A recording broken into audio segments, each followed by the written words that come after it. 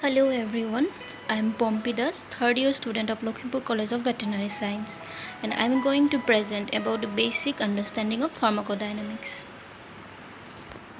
The contents are general introduction, concept of drug action and receptors, theories of drug action, terms related to receptors, agonist and its classification, antagonist and its classification, terms related to agonist antagonist interaction, terms related to drug action, classification of receptors, second messengers, mechanism of drug action, and reference. Introduction. The term pharmacodynamics is derived from Greek words. Pharmakon means drug, dynamics means action or power. Pharmacodynamics can be defined as the study of the biochemical and physiological effects of drugs and their mechanism of action. In general, pharmacodynamics is what drugs do to the body. Now, the concept of drug action and receptors. The term drug action is used to describe the method by which the drug influences a cell, and the term drug effect is a sequel to this action, that is, the type of response producing by drug. A receptor is defined as that component of a cell or organism that interacts with a drug and initiates the chain of biochemical events leading to the drug absorbs effect. A drug will not work unless it is bound to particular constituents of cells and tissues in order to produce an effect. The drug receptor interaction implies a mutual molding of drug and receptor like a lock and its matching key. The drug receptor interaction is usually reversible. It avoids the loss of mass action and usually involves ionic bonds, hydrogen bonds, and van der Waals forces. In the figure, peripheral nerve, adrenaline, do not bind to the beta blockers, that is the receptors, and hence no action. Now the types of drug action. First, stimulation. It refers to selective enhancement of the level of activity of specialized cells. Example, adrenaline stimulates heart, pilocarpine stimulates salivary glands. However, excessive stimulation is often followed by depression of that function. Second is depression.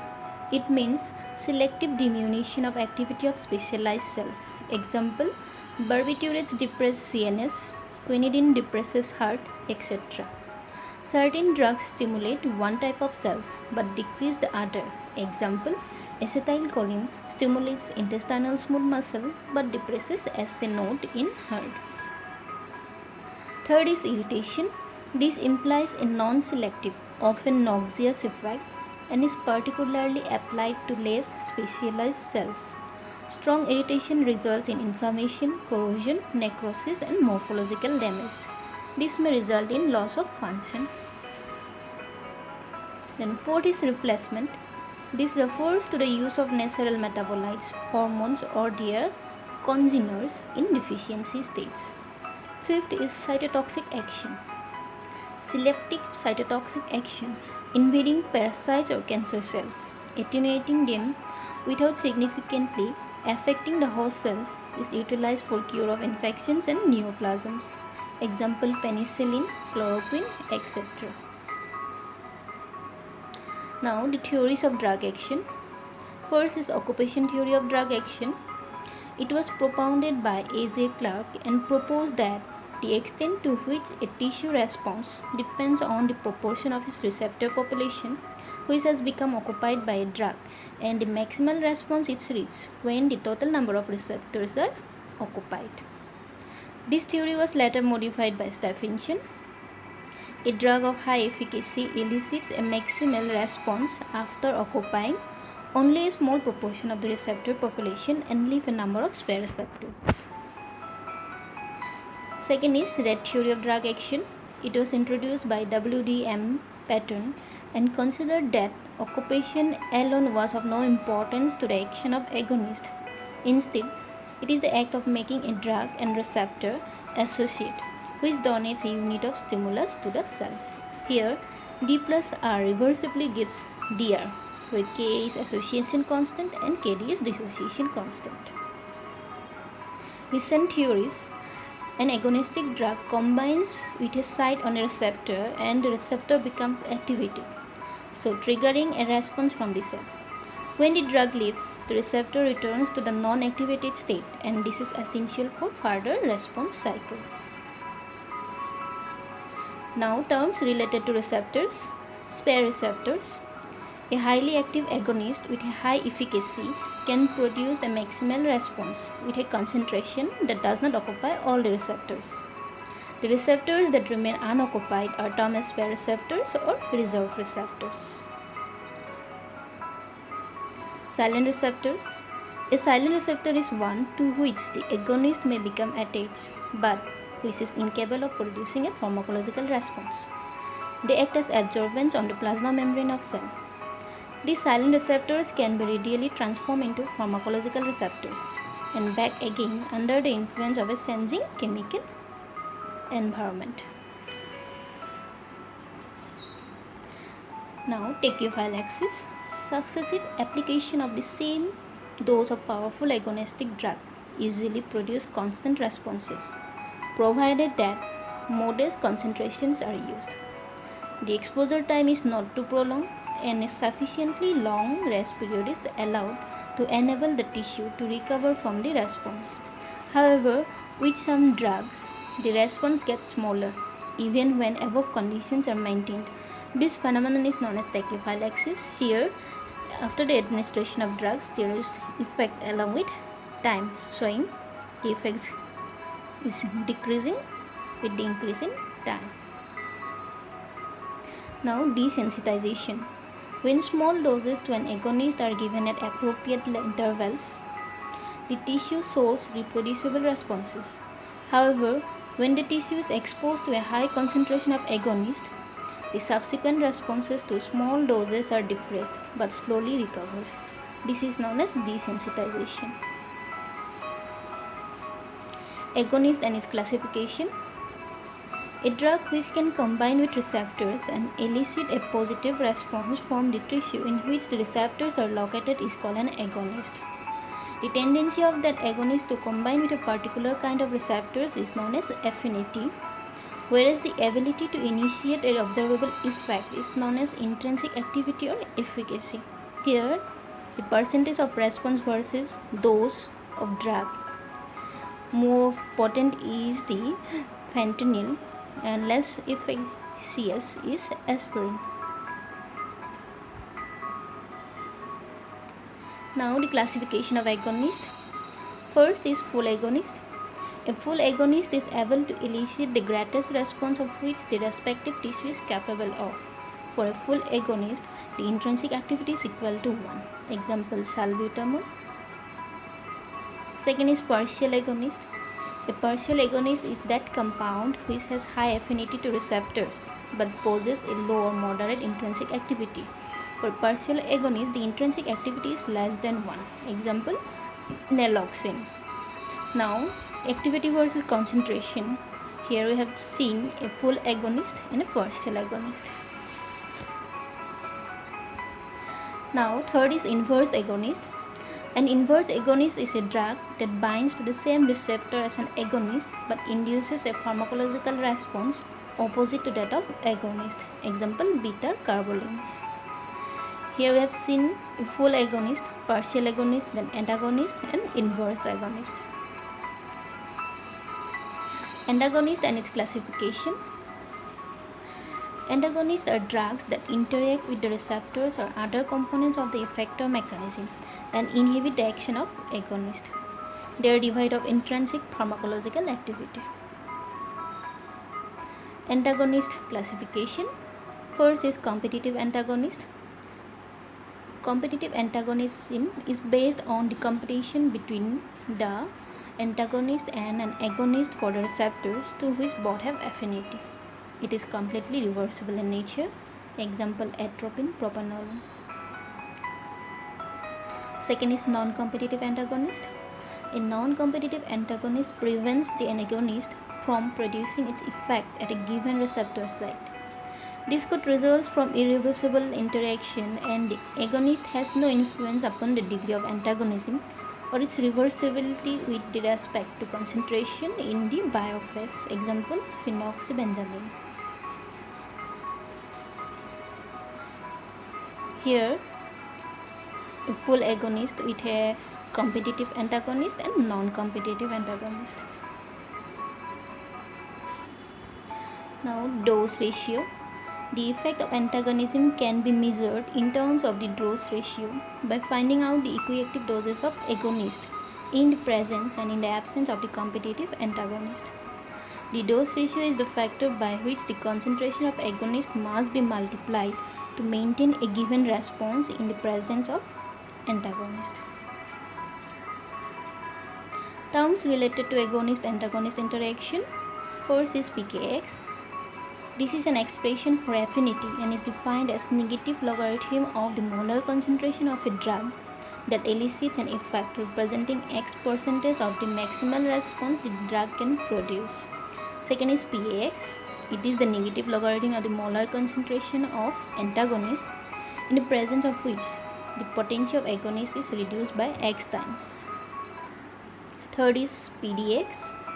It is defined as the negative logarithm of the molar concentration of the agonist which produces an effect equal to 1 by X, that of the maximum response. Here, agonist and antagonist, response and non-response. Terms related to drug action. Potency. It refers to the dose of a drug that must be administered to produce a particular effect of given intensity. It is influenced by the affinity of a drug for its receptor sites. Potency is useful in the therapeutics for calculating rational drug combination. Example, salicylates are a potent somatic analgesic. Here, neuromuscular blocking in percentage versus drug dose. High potency, medium potency and low potency. Efficacy. Efficacy is the capacity of a drug to produce an effect, and it refers to the magnitude of maximal response that drug can produce. It is influenced by intrinsic activity of a drug, and unlike potency, it is an absolute expression. Here, the graph response versus dose, efficacy, potency difference. Dose response curve. It is the mathematical description of a relationship between dose administration and response obtained by quantitative analysis of drug action. The effect of a drug is proportional to the fraction of receptors occupied by drugs, and that maximal effect results when all receptors are occupied. A dose response relationship is characterized by, first, maximal. It is the maximal response of a drug and is also known as ceiling effect, commonly referred to as Emax or efficacy. Second is median effective dose. It is the effective dose of a drug to elicit 50% of maximum response. Third is therapeutic index. The therapeutic index of a drug is a measure of drug safety and is obtained by dividing LD50 by ED50. The higher the value, the safer is the drug. Fourth is position and slope of curve. The position of the curve in relation to the dose axis gives an idea about the affinity or potency of the drug. Fifth is selectivity and specificity. A drug is said to be relatively selective if it produces a particular effect preferentially than other, and that characteristic effect of the drug is produced at a lower doses than those required to elicit other responses. Here I have seen chemicals that cannot bind. Here chemicals that can bind to the cell receptors. Now, sixth is structure-activity relationship.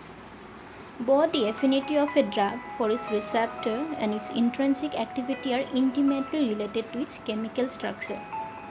Therapeutically useful antagonists of hormones or neurotransmitters have been developed by chemical modification of the structure of the physiological agonist. Now about the classification of receptors. Receptors can be regarded as the sensing element in the system of chemical communication that coordinates the function of all the different cells in the body. The chemical messengers being hormone or transmitter substances. There are 4 types of receptors classified according to the nature of the receptor effector linkage. First is receptor for its first neurotransmitters. These are coupled directly to an ion channel. These receptors are involved mainly in first synaptic transmission. Here the drug binding and channel opening occurs on a millisecond time scale. Example, glutamate receptors. Here in the figure, neurotransmitter binds directly to the channel protein and mediates the flow of across the membrane for a brief time. Flow of iron. Second is receptors for many hormones and slow transmitters. These are coupled to effector systems via a G protein. Example, dopamine receptors, as we have seen in the picture. Third is receptor for insulin and various growth factors. These are directly linked to tyrosine kinase and are involved mainly in events controlling gene transcription. Fourth is steroid receptors. These are soluble cytosolic or nuclear proteins to which the steroid molecule binds after crossing the cell membrane. Example, thyroid hormones. Now the characteristics of receptor families. Here, ligand gated, G protein couple, enzymatic and nuclear. Locations, effectors, couplings and examples are given. Now the second messengers. Second messengers are the cytoplasmic components of the receptors which carry forward the stimulus from the receptors, and this may be an enzyme such as adenylate cyclase or activation of a transport systems or opening of an ion channel. Here the first messenger is the receptor itself. Example, cyclic AMP, cyclic GMP, G proteins, IP3, TAZ, etc. G proteins. G proteins represents the level of middle management in the cellular organization and are able to communicate between the receptors and the effector enzymes or ion channels. They are called G proteins because of their interaction with the guanine nucleotides GTP and GDP. They are bound to the cytoplasmic surface of the plasma membrane and are heterotrimeric molecules consisting of 3 subunits, that is alpha, beta and gamma. Here agonist activates the membrane bound receptors which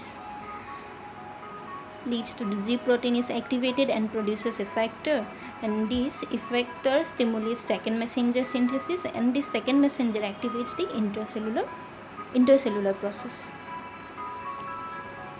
Now here the varieties of G protein. G proteins may be classified as GS, GI 1, 2, 3, then GQ.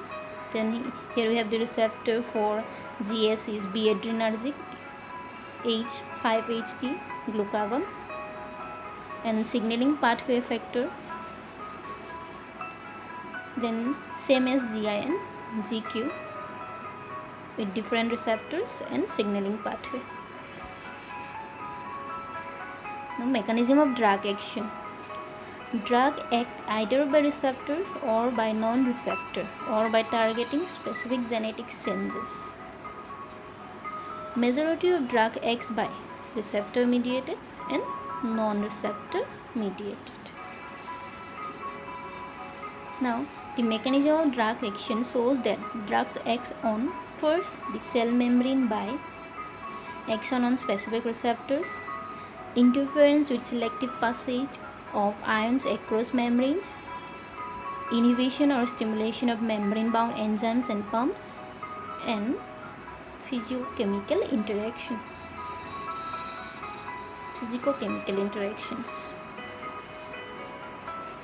Second, the metabolic processes within the cell by enzyme inhibition or stimulation, inhibition of transport process, incorporation into larger molecules like DNA, RNA,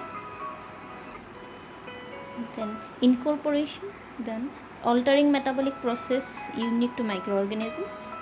Then third, outside the cell by direct chemical interaction, osmosis chelation.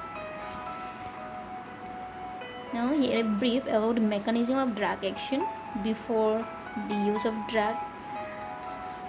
Normal cellular activity: when drug agonist binds with the receptor site, it enhances the cellular activity, and by the action of antagonist, it blocks the cellular activity. Now the reference. First, I have taken the reference from Veterinary Pharmacology and Toxicology by B.K. Roy. Second, Essentials of Medical Pharmacology by K.D. Tripathi. Third, Wikipedia and Google Images. And that's all. Thank you for your patience.